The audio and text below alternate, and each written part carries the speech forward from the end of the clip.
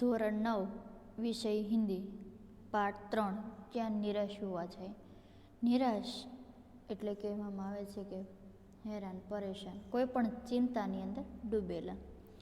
હવે આ પાઠના જે ક્યાં નિરાશ હોવા જાય, શું આપણે નિરાશ થવું જોઈએ, ખરેખર થવું જોઈએ?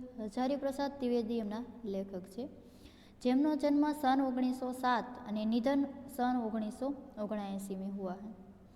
आचार्य हजारी प्रसाद द्विवेदी का जन्म बलिया उत्तर प्रदेश जिले के दुबे का छपरा नामक गांव में हुआ था. आचार्य हजारी प्रसाद द्विवेदीનો જન્મ ઉત્તર પ્રદેશના બલિયા જિલ્લાના દુબે કે છપરા નામના ગામની અંદર થયો હતો. पारिवारिक परंपरा अनुसार संस्कृत अध्ययन शुरू करके उन्होंने हिंदू काशी विश्वविद्यालय में ज्योतिषाचार्य की परीक्षा उतरने की. પારિવારિક પરંપરા કે અનુસાર જે આપણે કહીએ છીએ કે આપણે રીત રિવાજ પ્રમાણે આપણે બ્રાહ્મણ હોય તો એનો દીકરો બ્રાહ્મણ જ થાય, તે પારિવારિક પરંપરા થઈ છે. સંસ્કૃત કા અધ્યયન એનું પઠન કરવું. હિન્દુ કાશી વિશ્વ વિદ્યાપીઠની અંદર તેણે જ્યોતિષાચાર્યની પરીક્ષા પાસ કરી. गुरुदेव रविंद्रनाथ के आश्रम में 1940 ईस्वी सन से 1950 तक हिंदी भवन में निर्देशक रहे. गुरुदेव रविंद्रनाथના આશ્રમની અંદર 1940થી લઈને 1950 સુધી હિન્દી ભવનમાં નિર્દેશક રહ્યા. 10 વર્ષ સુધી તે નિર્દેશક તરીકેની ફરજ બજાવી. तत्पश्चात काशी हिंदू विश्वविद्यालय वाराणसी एवं पंजाब विश्वविद्यालय चंडीगढ़ में हिंदी विभाग के प्रोफेसर तथा अध्यक्ष पद पर कार्य किया. तत्पश्चात काशी हिंदू विश्वविद्यालयની અંદર वाराणसी एवं पंजाब विश्वविद्यालय चंडीगढ़ में हिंदी विभाग के प्रोफेसर तथा अध्यक्ष पद पर कार्य किया. भारत सरकार ने उन्हें पद्म विभूषण की उपाधि से सम्मानित किया. भारत सरकारे पण એને એક બેસ્ટ લેખક તરીકેનો એવોર્ડ આપ્યો. हिंदी साहित्य जगत में त्रिवेदी जी एक निबंधकार, उपन्यासकार, समालोचक तथा शोधकर्ता, इतिहासकार के रूप में प्रचलित है. हिंदी साहित्य विभागनी अंदर हिंदी साहित्य जगत में त्रिवेदी जी एक निबंधकार, प्रख्यात निबंधकार, उपन्यासकार, समालोचक तथा शोधकर्ता એટલે ઇતિહાસ બાબતે જે માહિતી શોધખોળ કરી છે આપણે પરંપરા અનુસાર के रूप से प्रचलित है.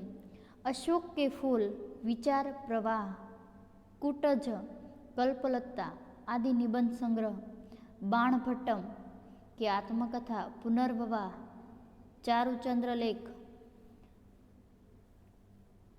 अनामदास का पौधा, उपन्यास तथा कबीर सूरदास हिंदी साहित्य का आदिकाल.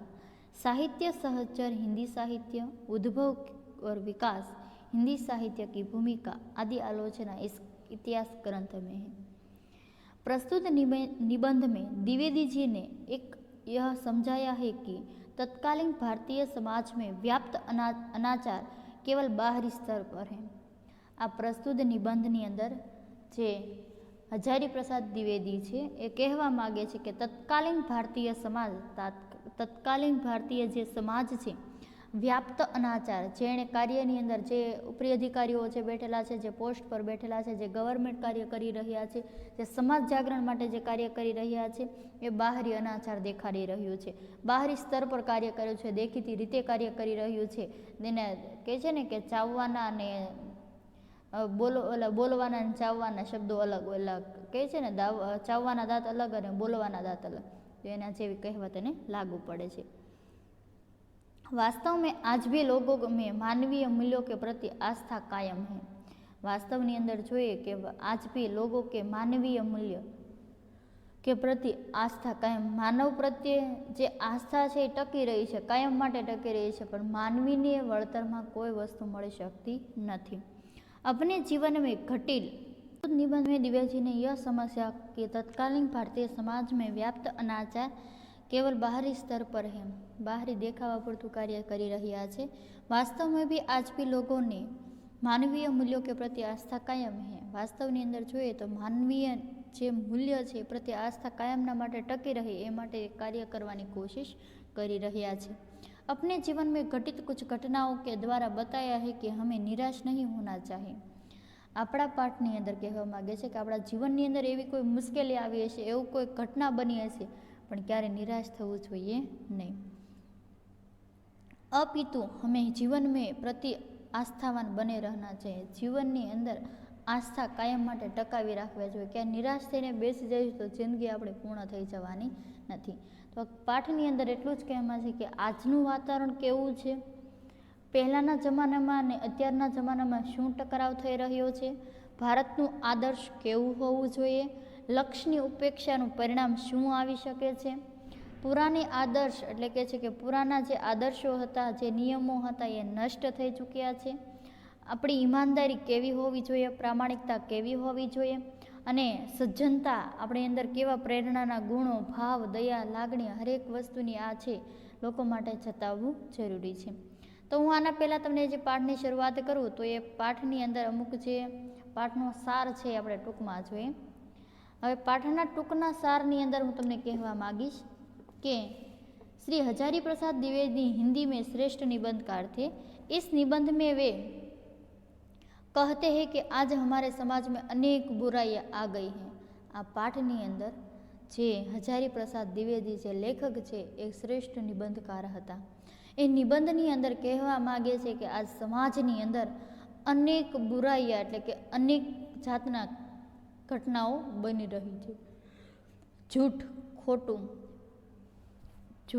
ખોટું બેઈમાની તો કહેવાય છે કે દગાખોરી કહીએ છીએ કે કોઈની સાથે છે બદલો એટલે કહે છે કે કોઈની સાથે જે છળ કપટ કરીને પૈસા જે પડાવી લેવામાં આવે છે તો એ બેઈમાની કહેવામાં આવે છે। ત્રીજું કહેવામાં આવે છે ધોખેબાજી, જે છળ કપટથી પૈસા લઈ અને ધોખાબાજી કરીને જે પૈસો પડાવી લેવામાં આવે છે તો એને શું કહી શકીએ? ધોખેબાજી। ચોથું કહેવામાં આવે છે કે ભ્રષ્ટાચાર। ભ્રષ્ટાચાર એટલે શું છે? તમને લોકોને આના વિશે તો ઘણી ખબર હશે। તો ભ્રષ્ટાચાર એટલે કે છે કે જેની અંદર વ્યક્તિના અંદર સ્વાર્થ છુપાયેલો હોય છે એને શું કહી શકે? ભ્રષ્ટાચાર। आदि की घटनाओं में अखबार भरे रहते हैं।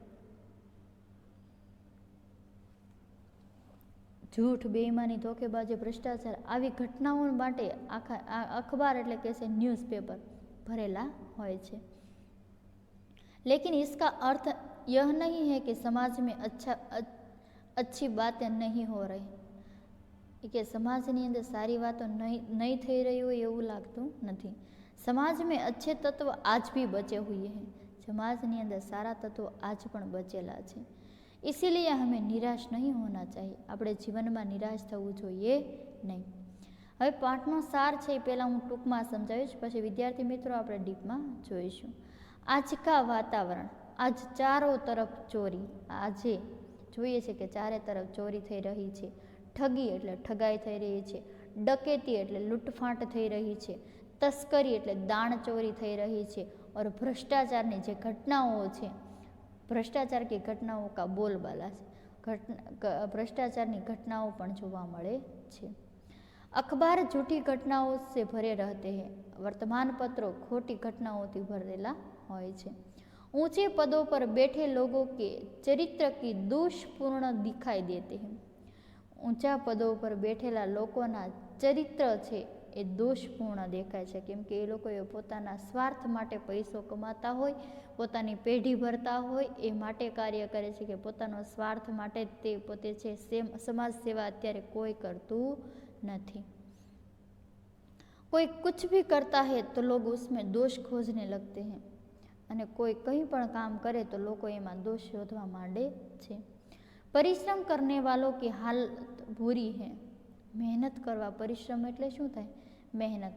મહેનત કરનારા લોકોની સ્થિતિ આજે ખરાબ છે और परिश्रम न करने वालों फलफूल रहे। અને જે મહેનત નથી કરનારા એવા વ્યક્તિઓ આજે સુખ ભોગવી રહ્યા છે। पुराने और नए का टकराव। હવે જોઈએ છે કે યુગ બદલતા है तो आदर्श भी बदलते हैं। युग बदलाय, जिंदगी बदलाय, प्लस जीवननी अंदर रीत रिवाजों बदलाय, नियमों बदलाय, कायदाओं बदलाय तो एनी साथे आपणा आदर्शों पण बदलाता होय छे। पुराने कायदे कानूनों की जगह नए कायदे कानून आते हैं। झूठा कायदा कानूनों की जगह नवा कायदा कानूनों आवे छे। उनमें अंतर तो होता ही है, इन्हीं अंदर तफावत तो हशे ज। आज की स्थिति भी कुछ ऐसी ही है। नवा जमाना की स्थिति पण कंईक एवी ज छे। इसमें कुछ नया नहीं है, पर परिवर्तन के बाद ऐसा ही होता है। એમાં કશું નવું નથી હોતું, પરંતુ દરેક પરિવર્તન આવું જ કંઈક શીખવાડી જતું હોય છે। भारत का आदर्श, भारतનો आदर्श કેવું હોવું જોઈએ? भारत ने कभी भौतिक वस्तुओं के संग्रह को महत्व नहीं दिया। भारते कदी पोतानी भौतिक वस्तुओं संग्रह ने महत्व क्यारेय आप्યું નથી। हमारे यहाँ अध्यात्म को ही महत्व दिया गया है। આપણે અહીંયા અધ્યાત્મને જ મહત્વ આપવામાં આવ્યું છે। मनुष्य के लोभ, मोह, काम, क्रोध आदि विकारों का होना स्वाभाविक है। मनुष्य माटे लोभ, मोह, काम, क्रोध वगैरह विकारों होवा ये सामान्य विकारों कही सके है। पर भारत ने इन पर संयम रखने का जोर दिया है। परंतु भारते आ बधा ज पर संयम राखवू, संयम ने महत्व वधारे आप्युं छे। लक्ष्य की उपेक्षा का परिणाम। आज देश में कृषि, उद्योग, वाणिज्य, शिक्षा आदि क्षेत्रों में विकास होना चाहिए। लक्ष्य की उपेक्षा परिणाम कहीए छे कि आज देशनी अंदर कृषि है, खेतीवाड़ी, उद्योगों है, धंधाओ, वाणिज्य व्यवहार है, शिक्षण है वगैरह क्षेत्रों की अंदर विकास थवो जोईए। परंतु जिन लोगों पर इनमें विकास की जिम्मेदारी है वे लक्ष्य को भूल जाते हैं। अने जे लोगों ने विकास की जवाबदारी सौंपवामां आवी छे तेओ लक्ष्य भूली गया है। वे देश हित को भूलकर अपनी सुख सुविधा जुटाने में लगे हुए हैं। ये देश हित ने भूलीने पोतानी सुख सुविधा वधारवामां लागी गया छे। वे भारत के पुराने आदर्श को भूल गए हैं। ये भारतना प्राचीन आदर्शों ने भूली गया छे। पुराने आदर्श नष्ट नहीं हुए हैं। देश में आज भी धर्म को कानून से बड़ा माना गया है। आपने खबर है कि भारत देश है धर्मशील है, એટલે બિન સાંપ્રદાયિક દેશ છે। ક્યારે ધર્મની બાબતમાં ક્યારેય તે કોઈ પણ દખલગીરી કરતું નથી। આપણે મંદિરો બંધાવીએ, વિહારો બંધાવીએ, કોઈ પણ આ પૂજા સ્થળો છે, ક્યારે સરકાર ત્યાં આવીને પોલીસ દંડા કરી ગઈ? કોઈ વસ્તુ નહીં। આપણે જોઈએ છે જગન્નાથપુરીની યાત્રા નીકળતી હોય છે, કેટલું પબ્લિક હોય છે।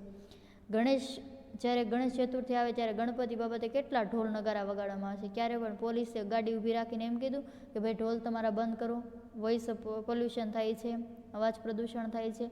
કોઈ વસ્તુ કોઈ કહેતું નથી।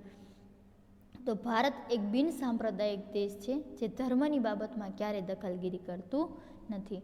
देश में आज भी धर्म को कानून से बड़ा माना गया है। देशनी अंदर आजे पण धर्म ने कायदा माटे चढ़ियातो मानवामां आवे छे। सेवा, ईमानदारी, सच्चाई और आध्यात्मिकता के मूल्य आज भी बने हुए हैं।